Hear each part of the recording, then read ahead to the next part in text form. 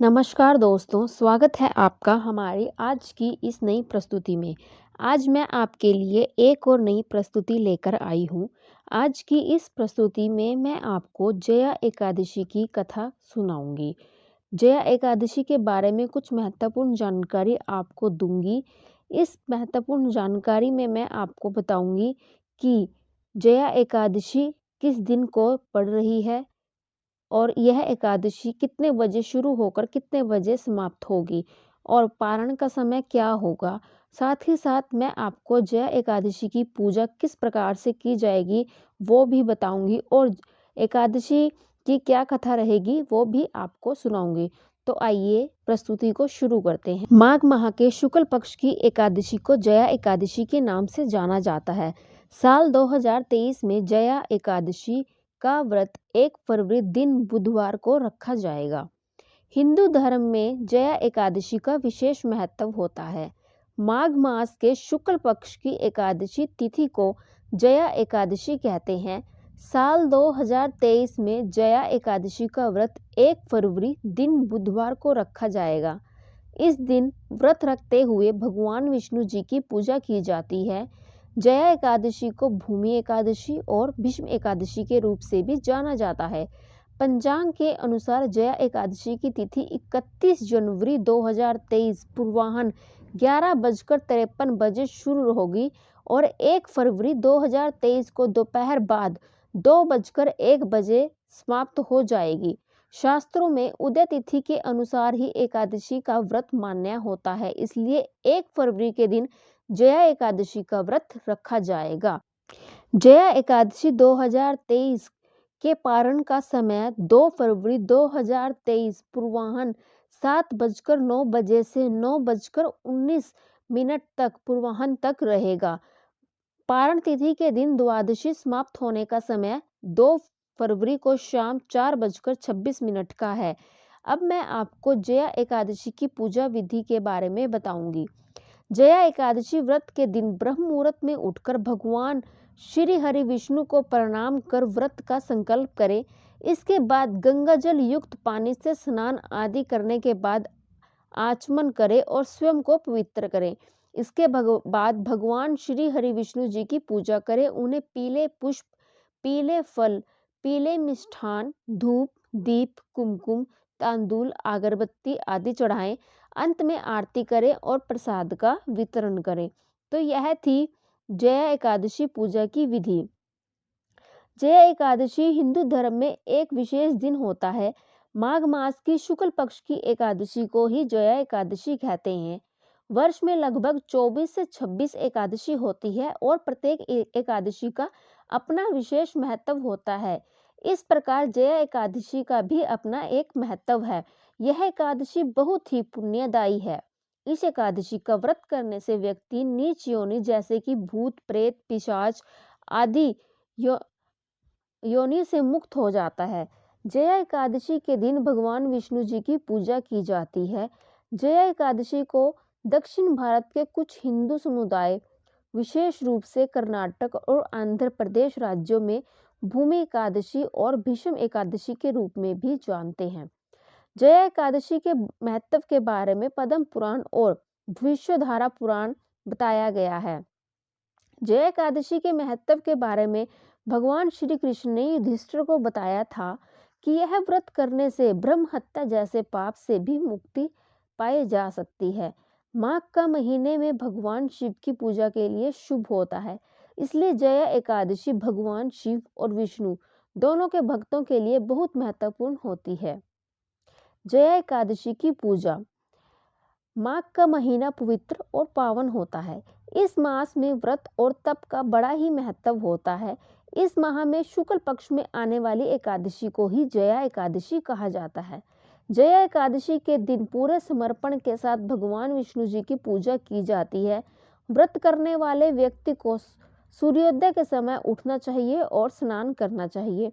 भगवान विष्णु की एक छोटी मूर्ति पूजा स्थल पर रखी जाती है और भक्त भगवान को चंदन का लेप, तिल, फल, दीपक और फूल धूप चढ़ाते हैं। इस दिन विष्णु सहस्त्रनाम और नारायण स्तोत्र का पाठ करना चाहिए। द्वादशी के दिन ब्राह्मणों को भोजन करवाकर उन्हें जनेऊ सुपारी देकर विदा करें और फिर भोजन करें। जया एकादशी की पूजा का फल क्या है? जया एकादशी का व्रत करने से व्यक्ति नीच योनि जैसे कि भूत प्रेत पिशाच की योनि से मुक्त हो जाता है। अब मैं आपको जया एकादशी की कथा के बारे में सुनाऊंगी। तो आइए कथा को शुरू करते हैं। बोलिए बांके बिहारी लाल की जय। तो आइए अब हम कथा को शुरू करते हैं। भगवान श्री कृष्ण बोले, हे अर्जुन, माघ मास की शुक्ल पक्ष एकादशी का नाम जया है। इस एकादशी के व्रत से मनुष्य भूत प्रेत पिशाच आदि की योनि से छूट जाता है। अतः इस एकादशी के व्रत को विधि पूर्वक करना चाहिए। हे अर्जुन, मैं एक पुरानी कथा कहता हूँ, उसे सुनिए। एक समय इंद्र स्वर्गलोक में राज्य करता था। वहां अमृत का पान कर नंदन वन में अप्सराओं के साथ आनंद पूर्वक क्रीड़ा करता था। एक समय इंद्र अपनी इच्छा अनुसार अप्सराओं के साथ रमण कर रहा था। उस जगह गंधर्व गान कर रहे थे।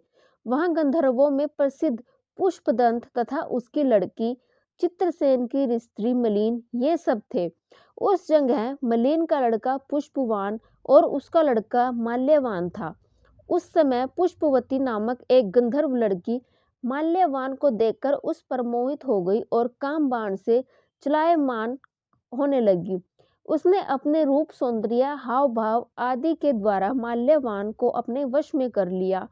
हे राजश्री, वह पुष्पवती अत्यंत सुंदर थी। उसके लक्षण अत्यंत सुंदर थे।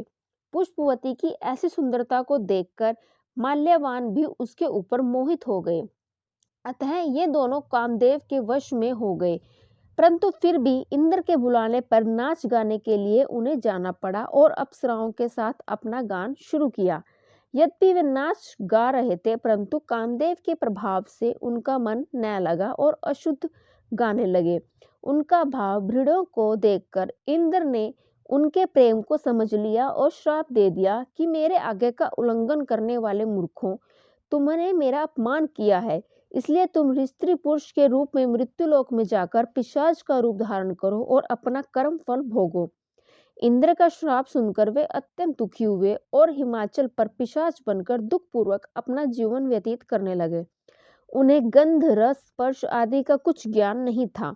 उन्हें उस जगह महान दुख मिल रहे थे। रात दिन में उन्हें एक क्षण भी निद्रा नहीं आती थी। उस स्थान पर अत्यंत सर्दी थी, जिसके कारण उनके रोमांच खड़े हो गए। उनके दांत भी सर्दी से कटकटा रहे थे। एक दिन पिशाच ने अपनी स्त्री से कहा, न मालूम हमने पिछले जन्म में कौन सा पाप किया जिससे हमें इतना दुखदायी यह पिशाच योनि प्राप्त हुई। पिशाच योनि से तो नरक में दुख सहना उत्तम है। इसी प्रकार अनेक विचारों के करते हुए अपना दिन व्यतीत करने लगे। देवयोग से एक दिन माघ मास के शुक्ल पक्ष की जया नाम की एकादशी आई। उस दिन उन दोनों ने कुछ भी भोजन न किया, न कोई पाप कर्म किया। उस दिन केवल फल फूल खाकर दोनों ने अपना दिन व्यतीत किया और महान दुख के साथ पीपल के वृक्ष के नीचे बैठ गए। उस समय सूर्य नारायण अस्ताचल को जा रहे थे। वह रात्रि इन दोनों के लिए एक दूसरे से सटक कर बड़ी कठिनता से काटी। दूसरे दिन प्रातःकाल होते ही भगवान के प्रभाव से उनकी देह छूट गई और अत्यंत सुंदर अप्सरा और गंधर्वों की देह धारण करने और सुंदर वस्त्रों तथा आभूषण से अलंकृत होकर स्वर्ग लोक को चले गए। उस समय आकाश में देवगण तथा गंधर्व उनकी स्तुति करने लगे। नागलोक में जाकर इन दोनों ने देवराज इंद्र को प्रणाम किया। इंद्र को भी उनको अपने प्रथम रूप में देखकर महान आश्चर्य हुआ और इनसे पूछने लगे कि तुमने अपनी पिशाच देह से किस प्रकार छुटकारा पाया, सो सब कहो। इस पर माल्यवान बोले कि हे देवेंद्र, भगवान विष्णु के प्रभाव तथा जया एकादशी के व्रत के पुण्य से हमारी पिशाच योनि छूटी है। इंद्र बोले, हे माल्यवान, एकादशी व्रत करने से तथा विष्णु के प्रभाव से तुम लोग पिशाच की देह को छोड़कर पवित्र हो गए और हम लोगों को भी वंदनीय हो गए, क्योंकि शिव और विष्णु भक्त हम लोगों के वंदना करने योग्य है। अतः आप धन्य हैं, धन्य हैं। अब तुम पुष्पवती के साथ जाकर विहार करो। हे युधिष्ठिर, इस जया एकादशी के व्रत करने से समस्त कुयोनियां नष्ट हो जाती हैं। जिस मनुष्य ने इस एकादशी का व्रत किया है उसके मानो सब तप यज्ञ दान किए हैं। जो मनुष्य भक्ति पूर्वक जय एकादशी का व्रत करते हैं वे अवश्य ही सहस्त्र वर्ष तक स्वर्ग में निवास करते हैं। तो यह थी जया एकादशी की कथा। हमारे चैनल पर आपको इस तरह की और भी कथाएं सुनने को मिलेगी, जैसे कि अमावस्या की कथा, पूर्णिमा की कथा, एकादशी की कथा, मासिक दुर्गाष्टमी की कथा, अन्य सभी कथाएं आपको हमारे चैनल पर सुनने को मिलेंगी। साथ ही साथ आपको हमारे चैनल पर पारंपरिक लोकगीत जैसे कि शादी विवाह में गाए जाने वाले गीत, भजन कीर्तन और कीर्तन मंडली द्वारा गाए जाने वाले गीत, हर तरह के गीत, हर तरह की कथाएं आपको हमारे चैनल पर सुनने को मिलेंगी। आप हमारे चैनल के साथ जुड़े रहें और चैनल को सब्सक्राइब करें। शिवानी को सुना चैनल को जरूर सब्सक्राइब करें, घंटी वाले बटन को जरूर दबाएं और एक प्यारा सा कमेंट जरूर करें। धन्यवाद।